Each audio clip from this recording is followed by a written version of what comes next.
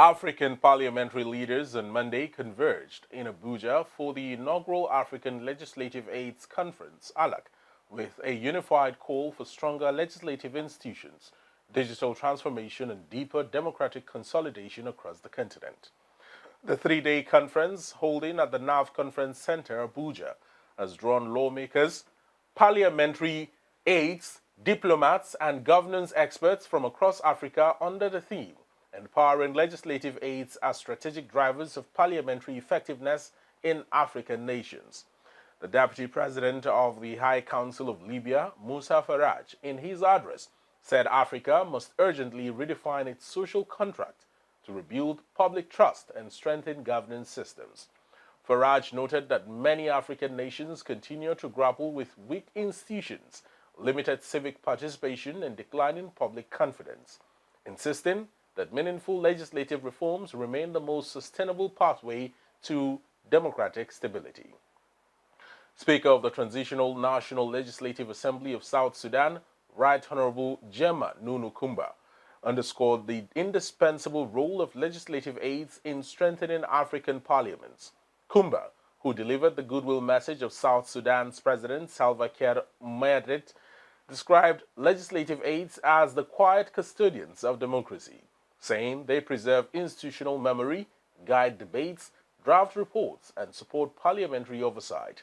She stressed the need for urgent digitalization of parliaments across the continent. Gentlemen, as Africa continues to embrace digital transformation, legislative work is also evolving. Digital governance libraries, research workshops, innovative platforms, and peer-to-peer knowledge exchange, such as those planned for this conference, are essential for preparing Africa parliaments for the future. The continent is moving towards digital records. The artificial intelligence-assisted research tools, cloud-based committee systems, improved legislative monitoring, and data-driven oversight. For parliaments to keep pace with this advancement, we must equip our legislative aids with the skills, technology, and resources required for to work efficiently in a rapidly changing governance environment.